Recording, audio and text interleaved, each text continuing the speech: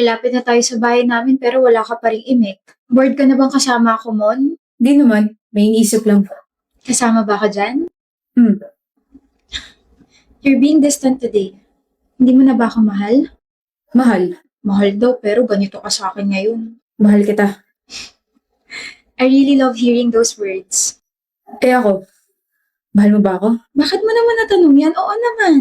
Bakit mo ako mahal? Ang love ko kailangan ng assurance. Yung totoo sana.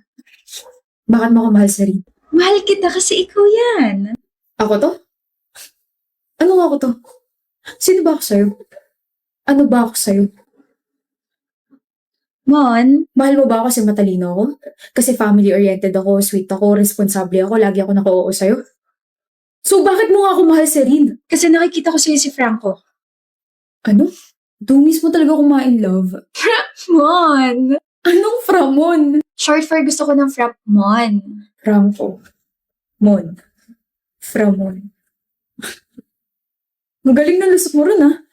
I mean, hindi yun yung ibig ko sabihin, okay? Nakikita ko sa'yo si Franco pero hindi ganon. Gets mo ba? Mon, I'm so sorry. Dapat naging honest ako sa'yo. Kasi si Franco, he died last year, nung December. Tapos nung namatay siya, a part of me died too. Kaya nitong summer lang, pumunta akong Boracay tapos nakita kita. Bes, nalaglagay yung susi mo. Kahawig mo siya.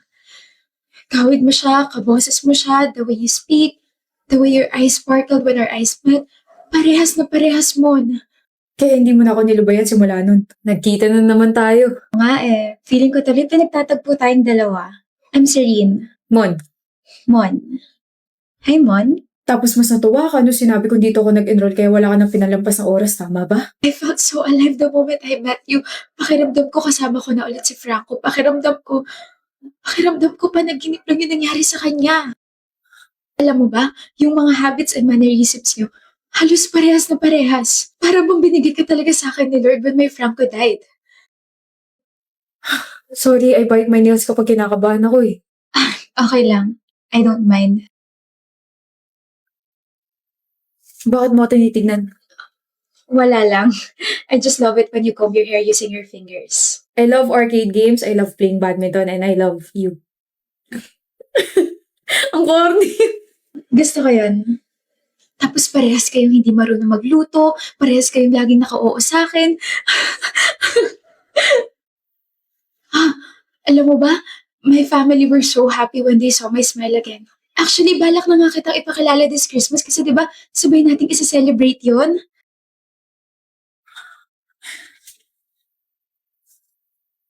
Naririnig mo ba yung sinasabi mo, Serene? Ipapakilala kitang Mon, of course. I know they'll be asking questions, pero don't worry. Don't worry, hindi sila magagalit. Hindi sila maiinis, hindi ka nila itatakwil, magugustuhan ka nila, just be yourself. Just be myself? Just be myself? Eh, ang tingin mo na sa akin si Franco? Si Franco na ex mong patay na? Mon, he's not dead. He's with me. I believe he's with me. He sent you. God sent you to be with me. Alam mo yun, para hindi na ako malungkot, para hindi na ako magalit, para hindi na ako mawala sa sarili ko. You're Franco. I believe you're Franco. Okay? Naiintindihan mo ba ako? Paano ako? Ha? Paano ako? Buhay ako, nasa tabi mo ako, ibang katauhan to, iba ako, pero ako naman yung unti-unti mong pinapatay, Serene. Mon, Dean's lister naman ako. Mabait ako, magalang ako, may supportive akong parents, tapos mahal kita. Pero tama nga sila, no? You really can't have it all. I can't have it all, pero I have my own identity, Serene. Pinanganak ako Simon, mamamatay ako Simon. Hindi ako pinalaki ng magulang ko para lang makita mo ko bilang kahawig ng ex mo. Lahat ng mga pinakita ko sa'yo, Simon yun, hindi yun si Franco. I know. Well, kung alam mo, edi sana hindi mo na ako nilapitan. Sana nag-focus ka na lang i-heal yung sarili mo. Sana hindi mo na lang ako dinamay kasi ngayon, parehas na tayo kailangan kumula sa sakit. Ikaw, sa sakit ng pagkamatay ng ex mo. Ako sa sakit na dulot mo. Mahal kita. Nasasabi mo lang na mahal mo ako ngayon kasi nalaman ko yung totoo pero kung hindi ko pa nalaman, Si Franco pa rin yung mahal mo hanggang dulo tapos ako utong-uto pa rin sa'yo. Franco, I, I mean, Mon. See?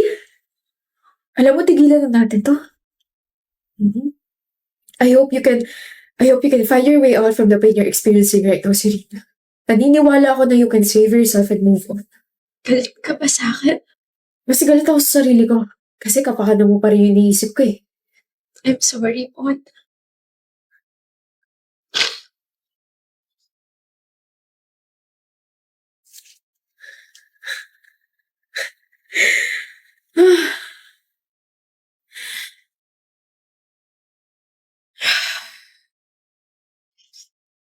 Mitch,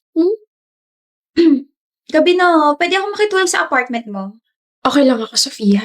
Basta ko hindi. Hindi ko iiwan yung best friend ko after niyang irat lahat ng mga hinanakit niya sa buhay. Kaya kung sa ayaw at sa gusto mo, matutulog ako ngayon sa apartment mo. Mitch! Mitch!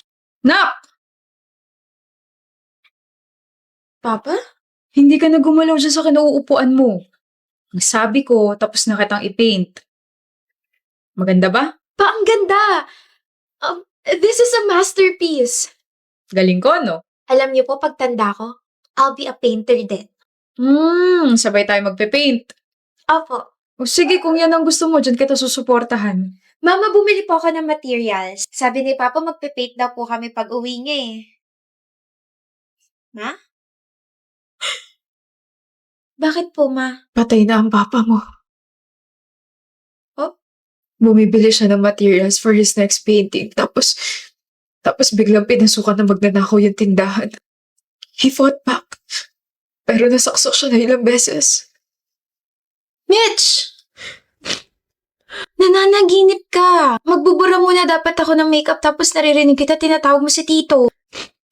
Napanaginipan ko si Papa. Huh? And I just realized something. Kaya pala sabi ng ex ko na I don't know how to live with the people around me. Kasi I stopped living when Papa died. That's when my life started to fall apart. Even Mama became so hard to herself that it affected me. Everything became so blurry. Everything became black and white. Alam mo ba na Papa's last painting was me? Na-impluwensyahan niya ako. Oh, Mitch. And now I finally realized kung ano yung gusto kong gawin. Gusto ko mag-paint. Gaya ni Papa. Tinulungan niya ba ako by appearing in my dreams, by showing me how to live with pain and happiness? Na I have to continue living? Miss ko na siya, Sofia. Miss ko na si Papa. Oh my gosh! Nag-resign ka? Kahapon lang and I just left. Wala naman kasi ako ka-close doon. Ayaw sa akin ng boss ko, ayaw sa akin ng mga katrabaho ko. Edi, Babay. Alam mo, akala ko dun ka na mamamatay kasi tanggap ka lang ng tanggap ng trabaho sa kanila eh. Hindi ka nagre-reklamo kapag ganito ganyan. Thank you at nakaalis ka na! OA? Ano nang gagawin mo ngayon nag-resign ka na?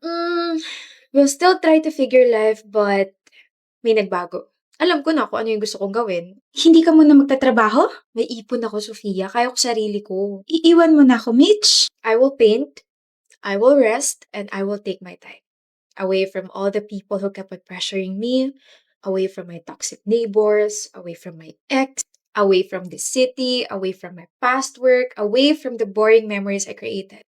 Eh di boring ako. You are an exception. Best friend kita, duh. I'm starting to live again. So, I'll be fine alone, exploring the beautiful things around me. Alam mo, ngayon ko na lang ulit nakita yung ngiting yan. Thank you, Mitch. For what? For being alive up until now. Enjoy ka and please don't hesitate to call me. Ganda ng mural na gawa mo. Iba ka talaga, Mitch. Salamat, ho. Ako naman next ha, yung pader sa likod ng bahay ko. Gusto ko flowers. Yung malalaki. Opo. Sobra po yung bayad niyo sa akin. Ang galing-galing mo kaya magpinta. Basta okay na yun. Ano ba yan, Aling Narcy? Pero Nabalitaan ko, babalik ka na pala na Maynila, Neng? Ah, opo. After 4 years, babalik na po ako. Feeling ko rin po kasi naiinip na yung best friend ko dun eh. Masaya ka na ba? Okay ka na ba? Okay na po ako. Sobrang okay na po ako. Dalaw ka ha. Mamimiss ka namin dito. Siyempre naman po. Pakilagay na lang po dyan. Thank you. I'm back. Mitch, give me a hug, best friend. You've changed a lot. Kamusta ka na? Okay na ako, Sofia. Actually, bago ako pumunta rito, pumunta muna ako sa sementeryo. Dinalo ko sila mama at sila papa. Sinabi ko sa kanila na okay na ako, masaya na ako, buhay pa rin ako, tsaka nagpipintura na ako ng mga murals. I'm so proud of you.